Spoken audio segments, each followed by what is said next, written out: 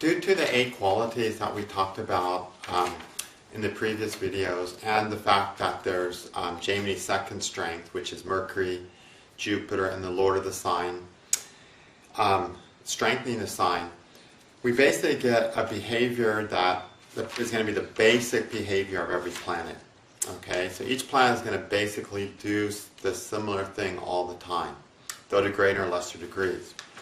And that's what I call, breaks into these different groups. There's manifesting Grahas and separating Grahas. The manifesting Grahas are the ones that allow something to be manifested in a solid, lasting way in your life.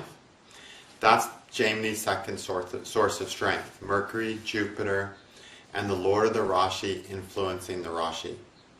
Then on the other extreme, there's what we call the separating planets, which are the planets that take us away from things. And those are the Sun, Saturn, and the Lord of the 12th from a Rashi. Okay? Now, to explain all this and explain all the other types of basic pattern planets that we have, I have this little diagram. And this is simply the Earth with the planets as they revolve around it. Between the Earth and the Sun, we've got Venus and Mercury, with Mercury being closest to the Sun. But the Moon travels around the Earth, so sometimes the Moon is between the Earth and the Sun, along with Venus and Mercury. Then we've got Saturn, Jupiter, and Mars are outside of the Earth's orbit. So where we have the Sun, we got Mercury rotating, Venus rotating, the Earth rotating. So these are all inside Earth's orbit. And then Mars, Jupiter, and Saturn rotate outside Earth's orbit. So imagine all these planets sort of revolving around the Sun. So Mars is outside the orbit of Mars, Jupiter, and Saturn are outside the Earth's orbit. And then the Moon, as it rotates around the Earth, will sometimes be between the Earth and the Sun, and sometimes be not between the Earth and the Sun. So the Moon goes both ways. And the same way, Moon is waxing and waning. So Moon has this double-natured side. Okay, has a waxing side and a waning side, which equivalates to a sign closer to the Sun and a sign closer that's further away from the Sun, basically. And then Rahu and Ketu are just sort of points in space. They're not actual bodies. They rotate around. The best way to look at it is they sort of rotate around everywhere, because they're not actually bodies there. Okay? But basically, Ketu represents the karmic foundation, the strong karmic foundation, whereas Rahu represents a weak karmic foundation. And these Rahu and Ketu are a path. They're a line across the sky from 2 points, the same way that the Lagna and 7th house represent a path that we walk with our bodies. Ketu and Rahu are the path that our consciousness is taking, from the strong places to the weak places of Rahu. So anyway, Jupiter and Mercury, the 2 planets I have in green, are the planets that create Jaimini's second source of strength. Okay? They're the planets that manifest something in a concrete way. Other planets will manifest things in other way, like in our minds, in our imaginations, in our fears, and so on. All the planets manifest on some level, something. But when it comes to the actual concrete physical manifestation, which the Rashi represents, and which Jaimini is all about predicting, Mercury and Jupiter are the 2 planets that give that concrete, lasting manifestation. Okay? Then the Lord of that sign is also a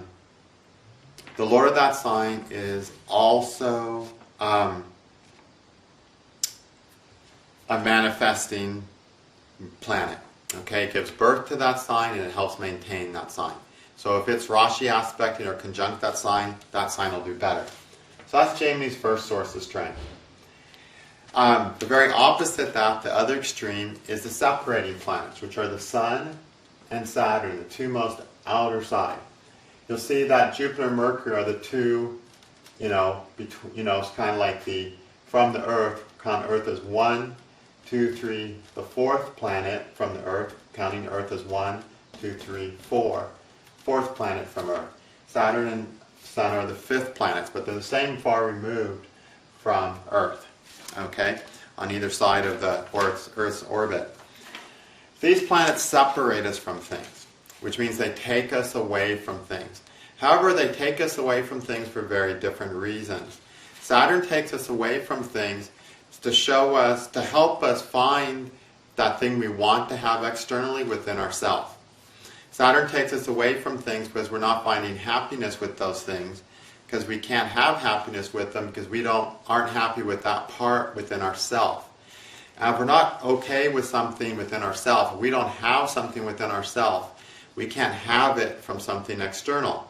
And so Saturn takes away the external things in our lives that we don't really have fully. And in taking those away, it gives us a chance to find those things inwardly first, so that we can manifest them naturally, externally. Otherwise, the way Saturn always goes about things as a really troublemaking planet is he makes us want the very things that when we have, we're actually unable to enjoy. Why? Because Saturn's looking down, as we've talked about in the previous videos. So Saturn takes us away from things so that we can find our missing parts. So we can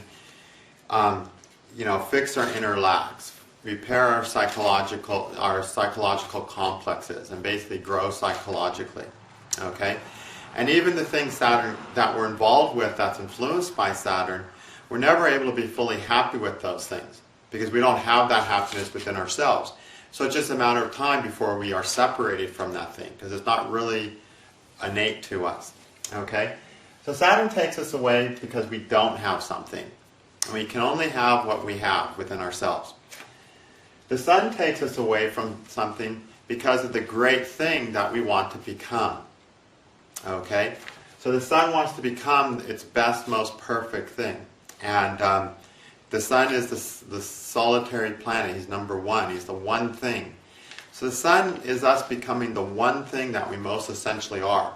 Ultimately, that means a soul. The Sun is the Karaka, the Atma Karaka, the significator of the soul. And that's ultimately what we are. And as we progress towards that realization, we become less and less involved and attached with other things. And we become separated from other things so we can follow the path of becoming who we really are. So the Sun takes us away from things because we need to move away from those things to become who we really are.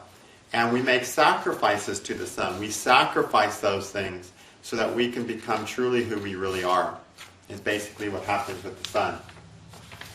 But they both separate us.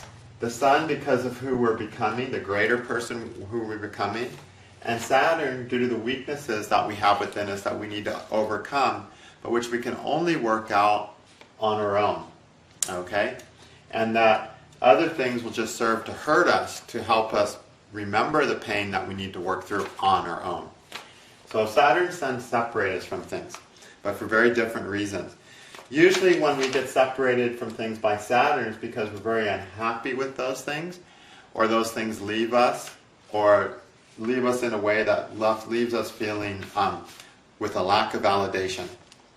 So Saturn loves to separate us in a painful way that makes us feel like lesser beings, or defective, or something's wrong with us, or unloved and unappreciated. And so doing gives us a chance to find self-appreciation and self-love and those types of things. The Sun separates us from things because of our desire to get somewhere. I need to do this for me, is what the Sun says.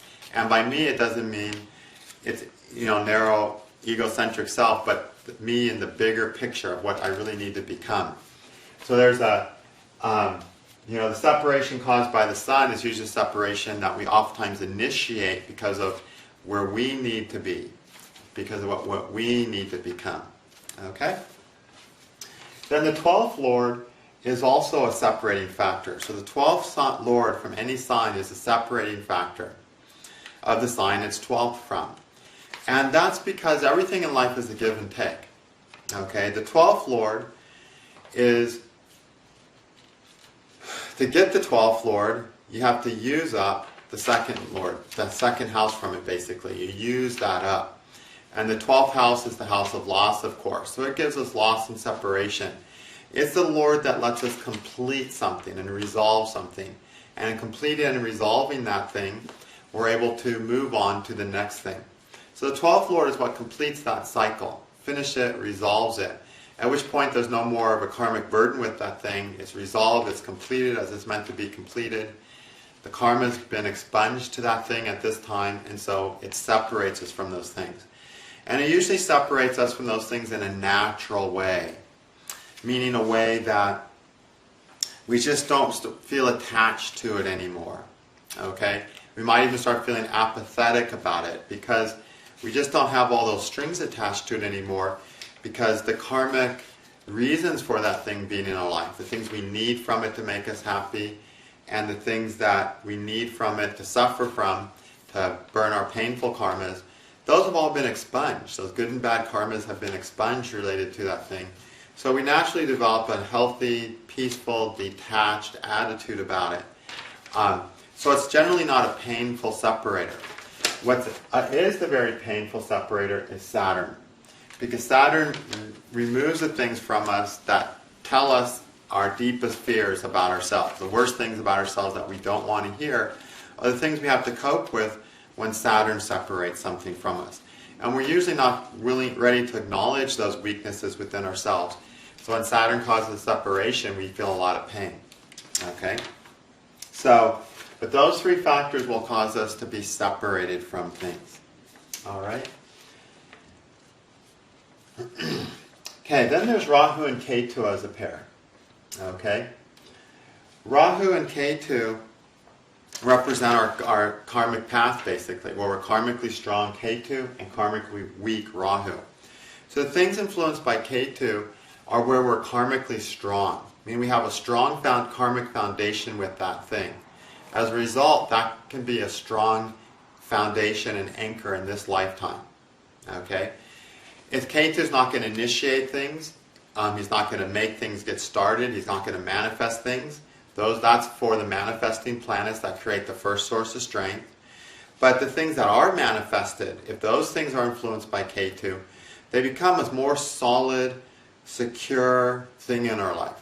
You know, they just become something we're just more used to having in our life, that we feel more dependent upon. However, Ketu is still a cruel planet, so there's all kinds of lessons going on along with that.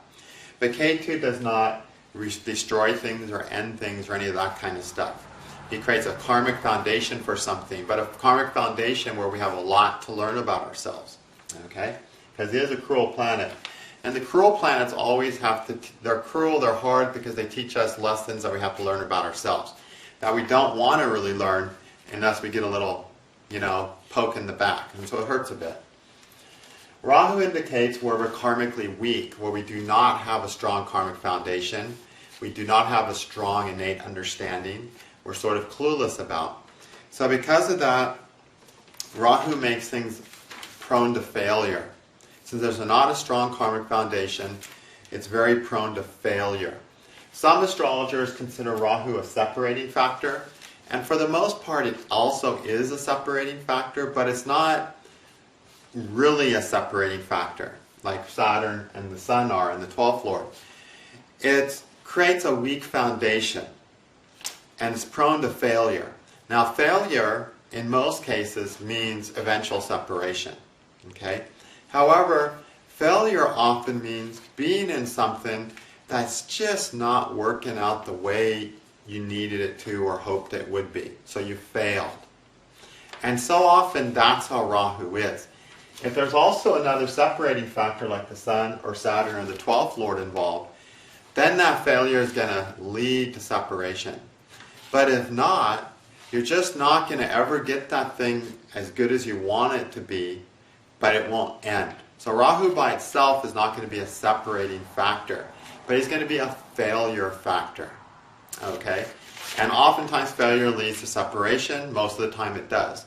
But sometimes if there's other good influences there, it'll be a failure that we failed in, but we still have in our life, but it never gave us what we had hoped it would. Okay? It never worked out the way we thought it would. And that's really the definition of failure. Failure requires expectation. And Rahu, we never get the expected out of Rahu. So it's always a failure. If there's lots of good influences on that point as well, like the manifesting Grahas and so on, then we can still have something that's pretty good, but it's never going to be what we expected it to be. And so we're going to have to always come to the conclusion that I failed in this, I didn't get it right. But maybe what I got is really worth having anyway. But it's never what you were shooting for. Okay? So you're always going to fail with things that have Rahu because you're karmically weak. You don't have enough experience there. You don't have enough knowledge there. You're just not going to make the right decisions there. Okay, ever. Okay. Then Mars and Venus, which are counting from the Sun, the third planets, 1, 2, 3. Mars and Venus have a lot to do with balancing each other, just as you see in this diagram. Okay, they're on either side. Mars gets hungry for things. And the things that Mars influences, we're hungry for activity in those areas.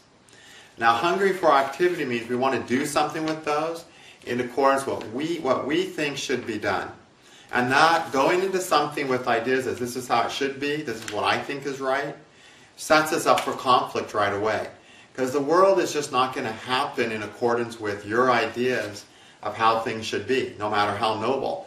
The world is going to manifest in accordance with God's will for everyone here to, balance their karmas.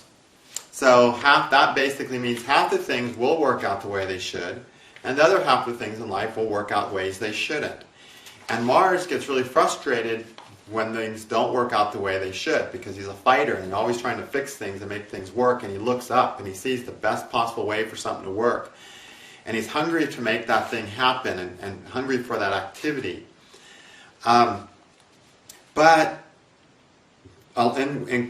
Because life is usually just not going to manifest that certain way, they'll have a lot of conflict with those things. And there'll be skirmishes and fighting because things just don't happen the way we want, basically. Okay?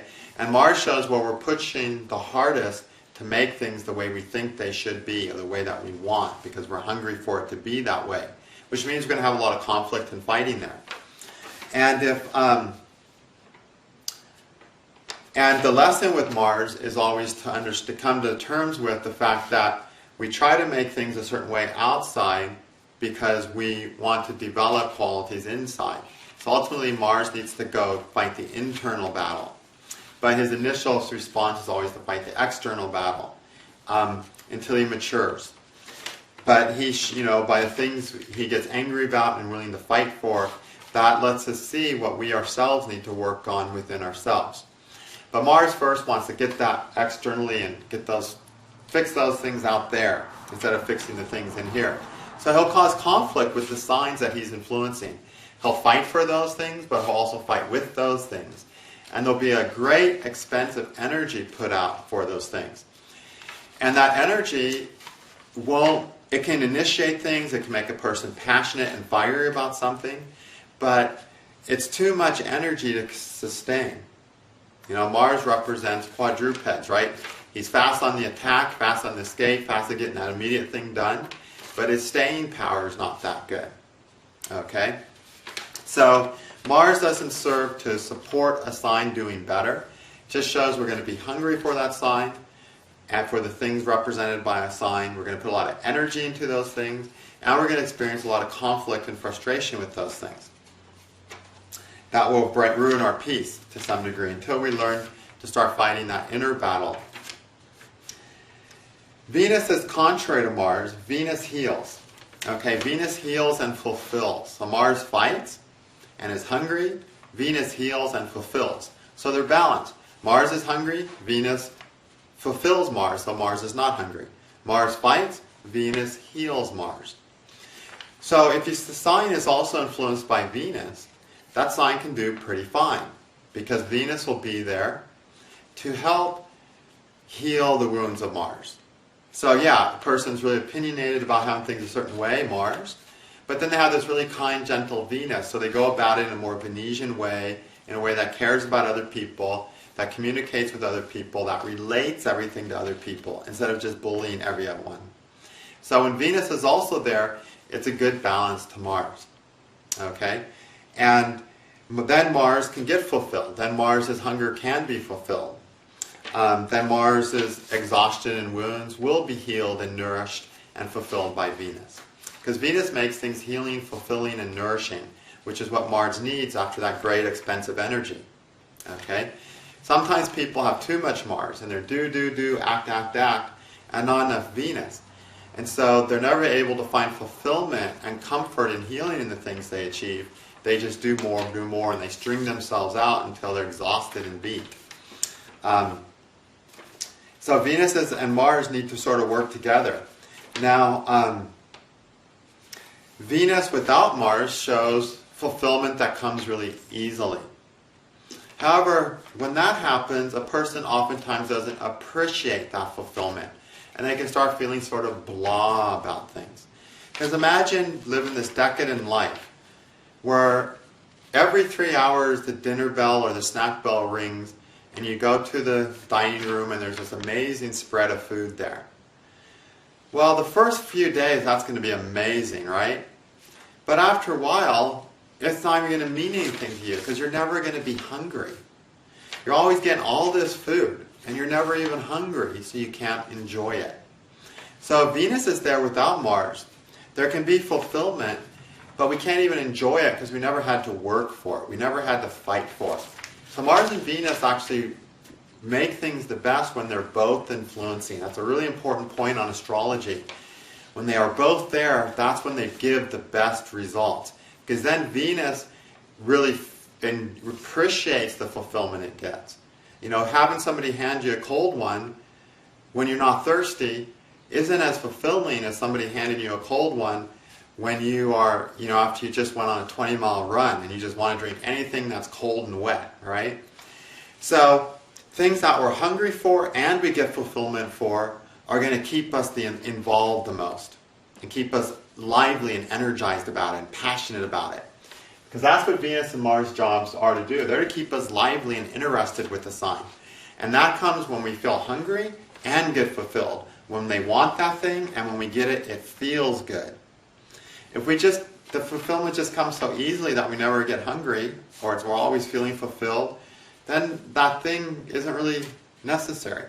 We're only happy with the things that we have to work for and fight for and are hungry for. Then when we get them, we feel fulfilled. Okay, you know what I mean? There's these people who aren't hungry for anything. And so, and that's no Mars. And so no matter when they get all these fulfilling things, they just don't mean anything to them. You have to be hungry in order for fulfillment to mean something.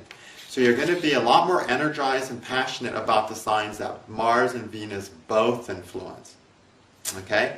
If only one of them influences, we either be too hungry for something, Mars, too energetic about something, but never get a fulfillment. You know, never get fulfilled from that thing. Or we'll be fulfilled so easily we won't even appreciate it, and it'll seem meaningless to us. Okay? So Mars and Venus work best when they work together. Okay, then we have the waxing and waning moon. Okay? The waxing moon allows things to progress externally. It lets you build a greater and a greater growth of abundance. It lets you build upon one thing to get more and to build upon that thing and get more. It's this building and growing phase of greater and greater abundance and happiness with something and belonging and becoming with something. Okay? So the waning moon really just helps you get more and more and more involved with something as it grows, grows, and grows. The waxing moon, on the other hand, does the opposite. The waxing moon doesn't have that growth potential to the things it influences. There's not this potential for things to get richer and richer and richer. So things instead become lesser and lesser and lesser, less meaningful, and less meaningful. Until the time comes where there's not that much meaning to it.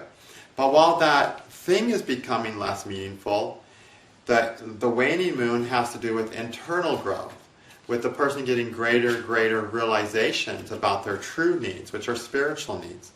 Okay? So the waxing moon gives material growth and growth with people and things.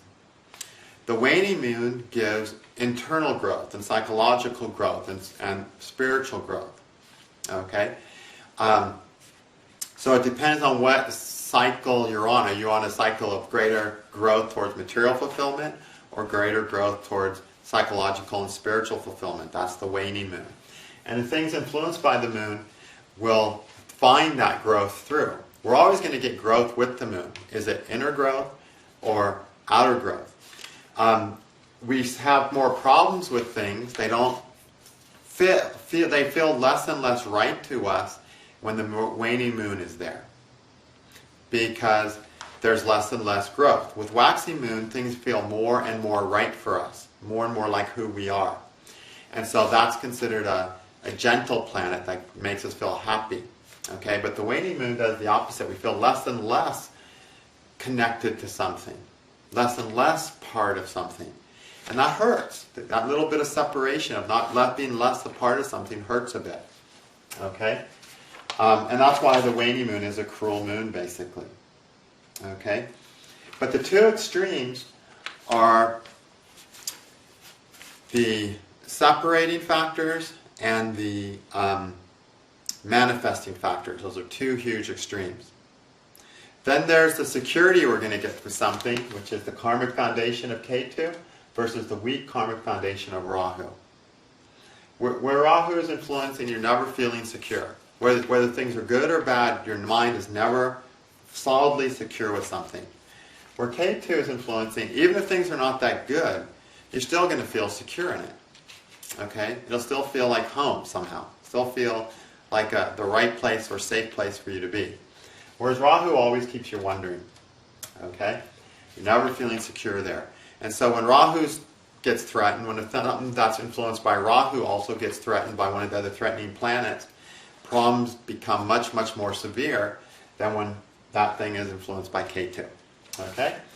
Then Mars and Venus have to do with our energy and passion into something. Ideally, we want both, so the energy expense is rewarded in a way that we really find fulfilling. Okay? So these are really, really important principles when it comes to the concrete manifestation of the signs that are really, really important for really all branches of astrology, but really particularly for Jaimini, because it's such a simple, manifesting or separating system. Okay, plus the in-between points, which are interesting to look at. And the in-between points are Mars, Moon, and Venus. Whereas Mercury and Jupiter, the manifesting second strength, and Saturn and Sun, the separating factors, are the more extreme points. Okay, so in your manual now you'll find a table, and in that table you'll see all the categories that we've broken this into. Now we have 9 categories. 1, 2, 3, 4, 5, 6. Yeah, 9 categories for each of the planets. Although Rahu and Ketu don't fulfill all the categories. So study the planets in those contexts. Really understand the planets based on that symbolism. Because that's the symbolism you're going to need to use to not only make really blunt, base predictions, but to make really highly detailed and colorful predictions with Jaimini's techniques. So learn all those things well, okay? To keep you from being just a one-word astrologer, so you can define really what's happening. We need to learn all these categories of the planets. Okay.